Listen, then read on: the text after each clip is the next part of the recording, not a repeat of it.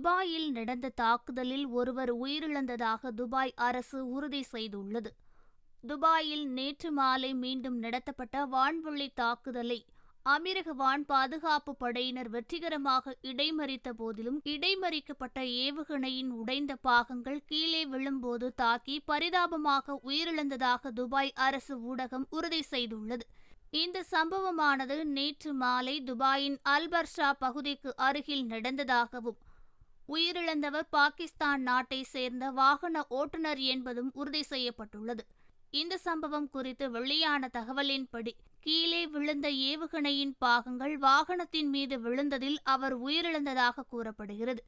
இதன் மூலம் ஈரானிய தாக்குதல் தொடங்கப்பட்ட முதல் நாள் முதல் இன்று வரை அமீரகத்தில் உயிரிழந்தவர்களின் மொத்த எண்ணிக்கை 4ஆக உயர்ந்துள்ளது. இதில் 2 பாகிஸ்தானியர்கள், ஒரு நேபாளி மற்றும் ஒரு வங்க தேசத்தை நாட்டவர் உயிரிழந்துள்ளார் என்பதும் குறிப்பிடத்தக்கது.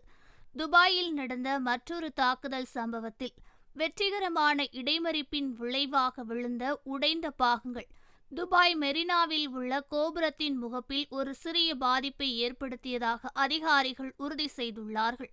இருப்பினும் இந்த சம்பவம் உடனே கட்டுப்படுத்தப்பட்டதாகவும், இதனால் எந்த காயங்களும் ஏற்படவில்லை என அரசு கூறியுள்ளது. இந்த நிலையில் அமெரிக்கா, இஸ்ரேல், ஈரான் போரானது 8வது நாளான நேற்று சனிக்கிழமை மட்டும் அமீரகத்தின் வான் பாதுகாப்பு படையானது 16 பாலிஸ்டிக் ஏவுகணைகளையும் 121 ட்ரோன்களையும் கண்டறிந்ததாக அமீரகத்தின் பாதுகாப்பு அமைச்சகம் அறிவித்துள்ளது. இதில் 15 பாலிஸ்டிக் ஏவுகணைகள் அழிக்கப்பட்டதாகவும், அதே நேரத்தில் ஒரு பாலிஸ்டிக் ஏவுகணை கடலில் விழுந்ததும் தெரிய வந்துள்ளதாக கூறியுள்ளது. முன்னதாக ஈரானிய ஜனாதிபதி மசூத் பெசிஷ்கியன் தாக்குதல் நடத்தப்பட்டதற்கு அண்டை நாடுகளிடம் மன்னிப்பு கேட்டதுடன்,